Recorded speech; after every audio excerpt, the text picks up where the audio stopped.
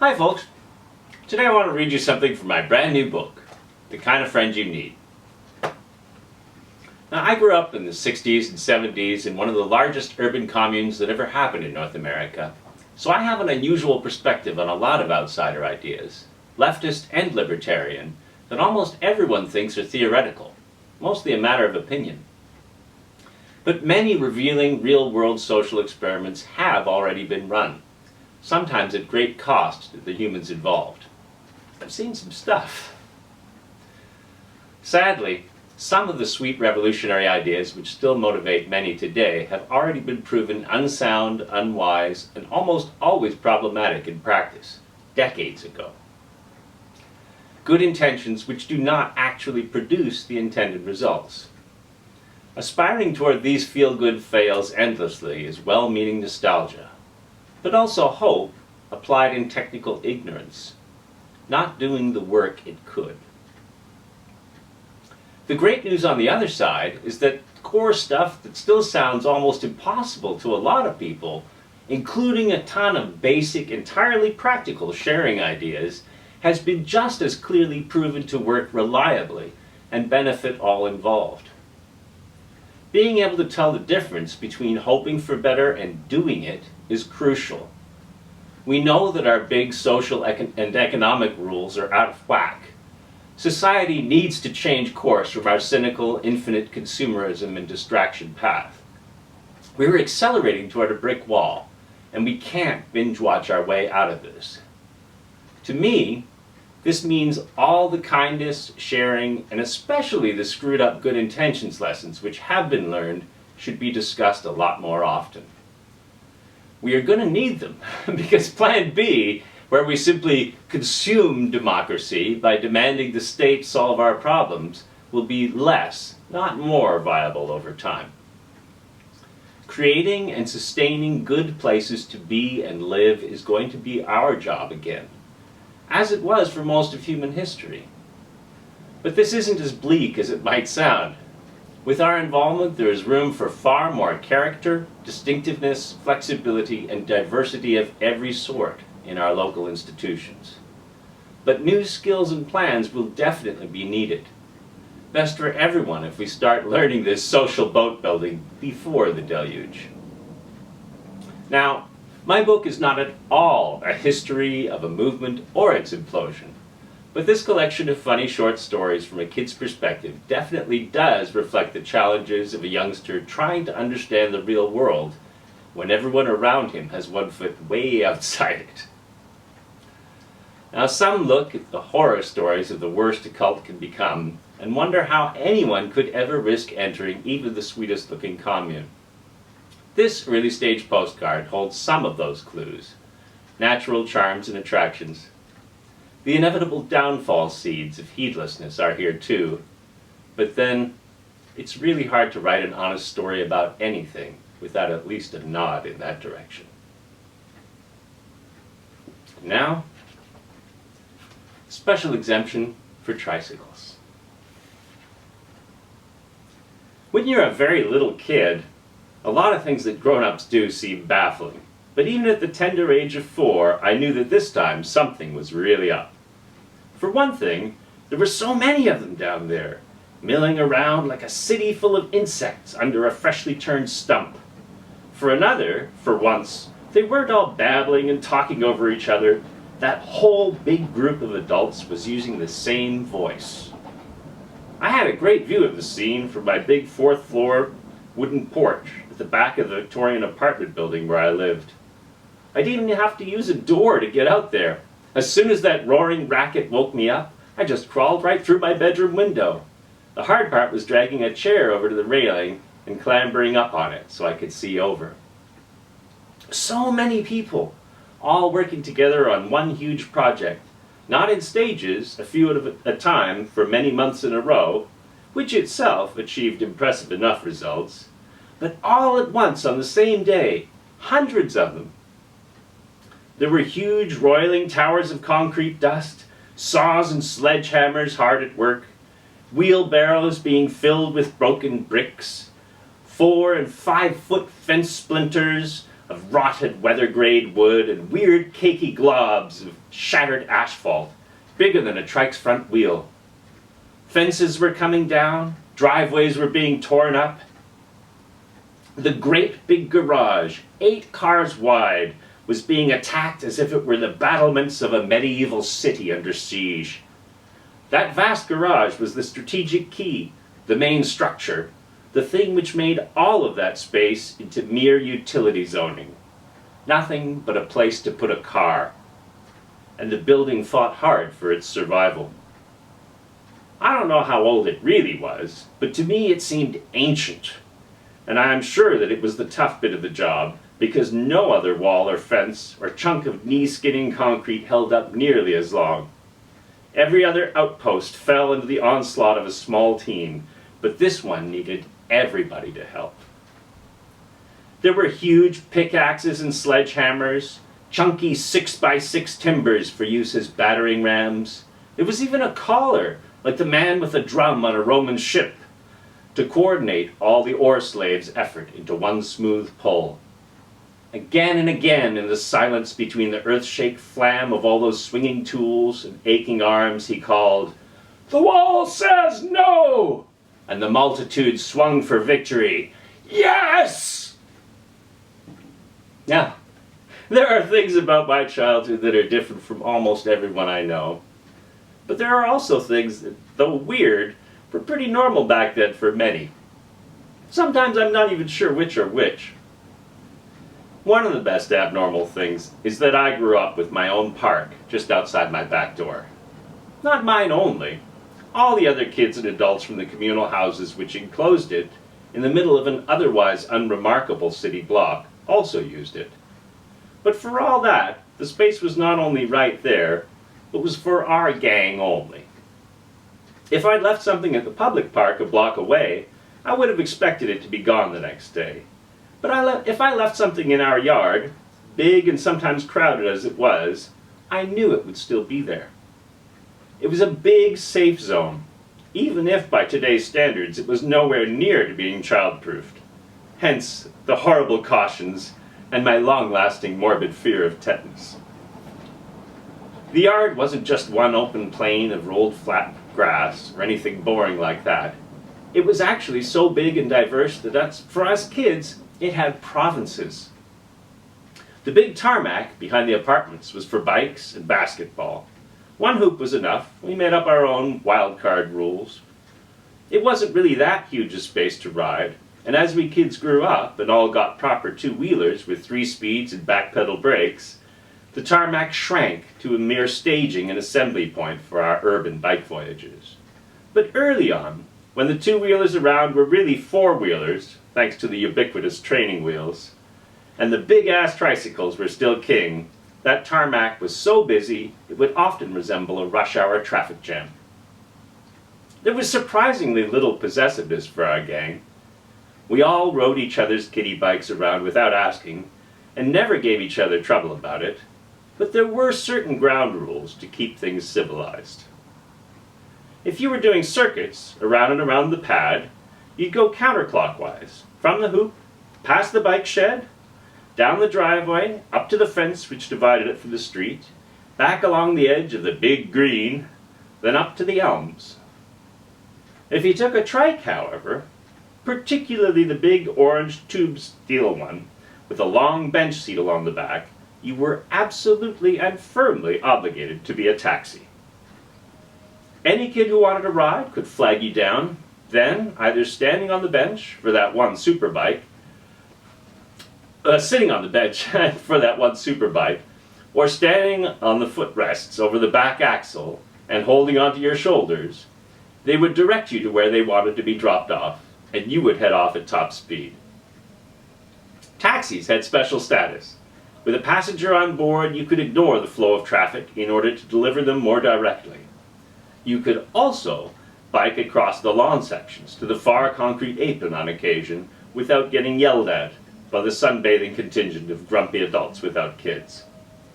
Not that I remember any adults actually signing off on the taxi exemption.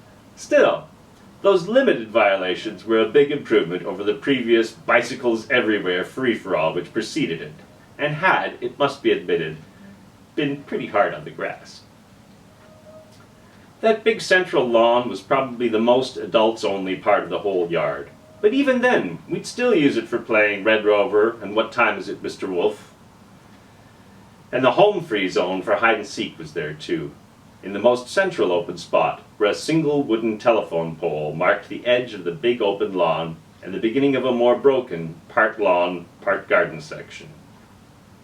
In the winter, we'd build a crude, trampled snowbank rink on the big lawn and devise ways to play hockey in a lumpy, bee-killing kidney of ice with one net. Not that hard after our many one-hoop and wall-bounce games. We'd also build snow forts, of course, several of them, which even ended up sprouting interconnecting trench works when the snow was especially deep and no one had rolled a giant snowman ball through the area in a while. The forts often lasted for weeks, sometimes months, and we could pile them high with snowball ammo for epic battles of triumphant giggles and snow-down-your-back squeals. I spent a lot of happy snowsuit time playing out there in the winter, and the fact that I could look off the edge of my porch and check if there was anyone out there to play with or not before suiting up saved me a lot of wasted snow boot lacing. Still, in the summer, the big lawn was mostly for loungers and tanners. The adult area where you didn't want your ball or frisbee to end up lest it clonk someone big and whiny in the head and get you into trouble. The snarky zone. We had many great games in our youth, but we never played cowboys and Indians. For us, it was always voyageurs and Indians. It was always implicitly understood by all that the Indians were the good guys, except, of course, the Indians were girls. How we guys got stuck as the voyageurs every single time completely escapes me, but it was a fixed law, and we still had tons of fun, even with the vague taint of evilness upon us. Our main territory for this game was the woodlot, a double-wide section of the yard behind a huge old double-wide Victorian house, the back of which faced the back of my building. I'd lived in that rambling wide house, also when I was really small. The main tree in our woodlot was a giant chestnut, which bombed us all with many a pea-green miniature sea mine as we played beneath it. Not nearly as much fun as the chestnuts to be found inside those spiky shells. But that wasn't the only big leafy critter back there. There were many smaller trees too, and a fine assortment of huge overgrown bushes. For us, in our modest scale, it was a forest canopy. There were branches to tie off ropes so we could fly a crude tent roof easily, or decorate different spots into small forts or outposts, using sticks, tape, and cardboard, crayons, and the infinitely more mature and useful magic markers. We explored, we fortified, we scouted, but inevitably we would run into those pesky Indians again, and then we mostly died, great big exaggerated Shakespearean deaths. Somehow their arrows seemed to be a lot more effective than our muskets. Perhaps it was the fact that we took elaborate care to load imaginary powder and shot and tamp them well before each attempt to fire, where our foes seemed to possess both infinite quivers and truly incredible speed and aim. Not at all often, but occasionally, as captive or diplomat, one of us boys would get a peek inside the Indians' camp, a land of secret rituals, whispers, and giggles. Of course, they were at their most solemn when threatening a rare hostage or negotiating a new treaty. A truly intimidating lot, especially since they were all enjoying the maturity advantage that makes girls humiliatingly tall to boys, just when the boys are at their most nervous anyhow. Their forbidden world was at the far end of the yards, past the broken garden section. In effect, it was a clearing, lawn, between two very long garden rows, so that in full bloom we could, from the edge of our voyageur forest, see glimpses of them back there, through tall flowers and vegetables, wild grasses, and neatly trimmed high bushes. I thought our turf had some pretty good facilities. We had the hose pipe and a huge patch of fresh mint, which we chewed on quite often. At the far border of our forest, we also had the nice bench under the small stand of elms, which sat at the three-way junction between tarmac, forest, and tanning green. a great place for strategy meetings and grand councils. But the girls had infrastructure too. I'm not sure how they would have prioritized their amenities, but all of us guys were terrified of their cauldron. Yes, they had a real, live, huge, round, black, cast iron cauldron, and it was absolutely always in use. But I don't want to give you the idea that we were too superstitious. We were perfectly capable of pretending that spells had affected us, but the only reason we were really afraid of that cauldron was because of how it would smell, starting from a couple of weeks into spring and lasting right up until it froze again the next winter. A big squirt of that rot soup splashed on you would make you feel barfy for a week. They used a lot of different ingredients for their foul brew, but the main one was sumac leaves. In fact, I guess you could say that theirs was a sumac-based culture, since they used the flexible green twigs that they stripped the leaves from to make bows, arrows, and many braided decorations. And those ultra-stinky leaves wound up in many other foul concoctions, not just the cauldron. They also had a huge variety of interesting species of plants in their garden, herbs and flowers, and even the infamous traffic cone orange poison berries, which they used to paint grim characters on their totem, that is, wooden telephone pole, hidden from view just behind the garage, and so the holiest of holies. Tactically, their best asset was a hole in one section of fence that was left in the entire commons, which ran from the one surviving garage to the very edge of the yard. Counting that, they had 3 gates from which they could charge. They could sneak in staggered formation along the line of house backs, using each porch and stair as cover. They could scamper through the narrow grassy path between the garden rows, or they could secretly assemble en masse behind the garage, then swing around and charge screaming and ululating right through the big green. Terrifying, if not exactly subtle. Whatever their secret, those girls got us guys every single time, and we voyageurs, men of honor, futile or not, always went back for more of it the very next day. Along with many epic season-long games, there were also smaller, more introspective kinds of play. When a nice mud patch developed around the elms, we made sure to keep it watered and soft so we could shape cool hills, cliffs, ramps, and jumps for our matchbox cars. Crashing them, rolling them, submerging them, and mucking them up like they'd been at a rainy rally event all day long was almost like making your own little car chase movie. There is a reason some treasured toys become so rare and collectible. Wrecking things is fun. For a while there, we had a craze for making murky underwater dockside dioramas in big glass jars full of murky blue-tinted water with old cars, stray tires, sticks for the pier pilings, the odd wall section of building bricks to suggest sunken ruins, and the occasional fluorescent dinosaur, just for a little spice. Now and then, if we were really careful, we could even get a diving bell going, but establishing the perfect buoyancy was super finicky work, so most of them were static. If cars in mud and hurled from roofs and trees were like model movie effects, another game we played was very like cell animation, or perhaps movable collage. We took comic books that we liked, with really cool poses of the heroes, and then we would cut out the best full character drawings and make them fight. Sometimes it was truly agonizing trying to decide which side of the page to use when there was a good drawing on both and they overlapped fatally. But it was only years later that I gave much thought to the idea of keeping the comic book itself intact. Back then it was resource, not destination.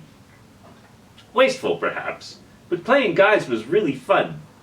Mind you, if anyone happens to have a copy of the old Batman where he fights the Red Baron, let me know. That Joe Kubert was a freaking genius. I cut for the best. Now, school is definitely one of those topics that for me requires a lot of explanation. Education is a part of the very different section of my life. But without going too deep, I do want to mention one particular lesson that happened in that backyard because it stands out. At the time, there were 2 very small schools inside the one commune. One of the schools was started by our parents and staffed by them and a very kind and intelligent Montessori teacher. The other was started by the son of the commune's matriarch and staffed by him, his undeniable wide-ranging genius, and his ultimately psychotic ego. For an all too brief period, the two projects were very nicely merged. This lesson happened then. China was effectively closed to the West in the early 70s. Nixon scored his one lasting coup just for managing to talk to them. But despite the distance, ignorance, and fear, there were a few exchange students. The one we met was a young lady from Beijing who was studying microbiology at the University of Toronto. She agreed to teach us kids some Chinese in exchange for tutorials in English from the mad genius. It wasn't expensive to get kitted out in those days.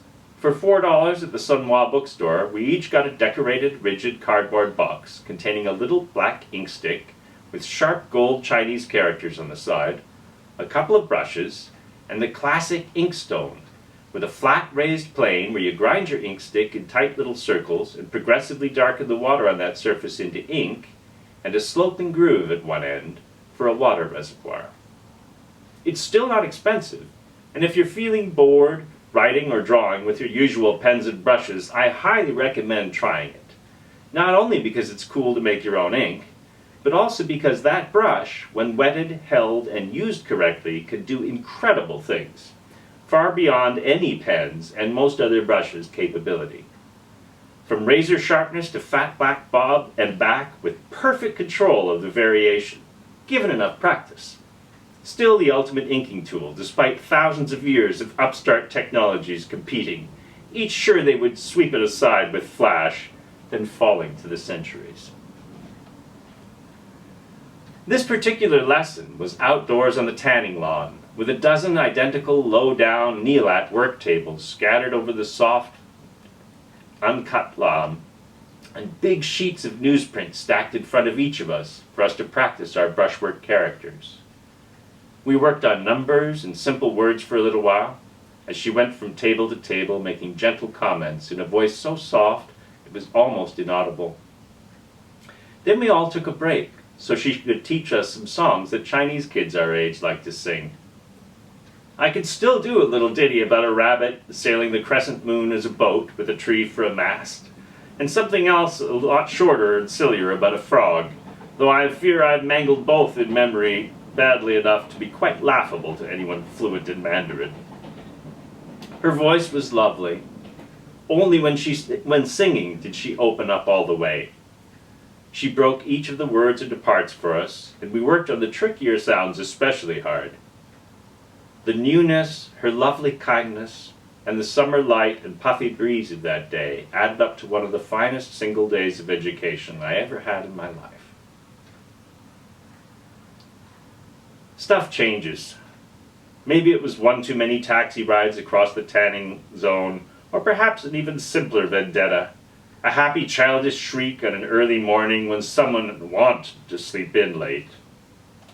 Whatever triggered the evil plan, someone decided that the woodlot had to go, that it was wasted space, which could be getting a whole lot more sunlight and dropping a lot less crap to rake up if all the bushes and trees were torn right out. We kids were horrified. There was no way. That woodlot was sacred turf for us, right at the center of all of our most mythical and wonderful games. Immediately we began a campaign. We drew up posters by hand and planned a big combination rally and party for our supporters and opponents alike. We were sure that if we could only show all the grown-ups how passionately we felt about our forest, we'd win them all over to our side. And when I say party, I mean we pulled out all the stops. That overgrown lot was transformed into the country of Slovelia, only one of a great many identities that it had for us kids, but you have to keep your branding simple when you're dealing with dull-headed adults. Some of the girls got to work on creating a whole slew of new traditional crafts and arts for Slovelia. I wrote a few Slovelian songs to be sung with the accompaniment of an oddly tuned ukulele. We even had the garden committee volunteer to put that year's entire vegetable crop into a spectacular salad. That would really show them. And on the day, even well into that evening, thanks to some scattered Christmas lights and little clubs throughout our Slovenian village, we were sure that we'd won our fight. Even the grouchiest of the adults came and ate our salad, $1 a plate, thank you very much, enjoyed our handicrafts and songs, and seemed charmed by our solidarity and eagerness to impress them. But the woodlot came out the next weekend anyhow, right on schedule, for more lawn. I could tell you exactly where that great big yard was. You could go and look and try to imagine it. But without that looming chestnut, the dense scrub, the stand of old man elms with their fragile dignity, cross-town tricycle taxis, and 24 laughing kids in close proximity, it's just a big dead empty space. Might as well use it for parking cars, which they do.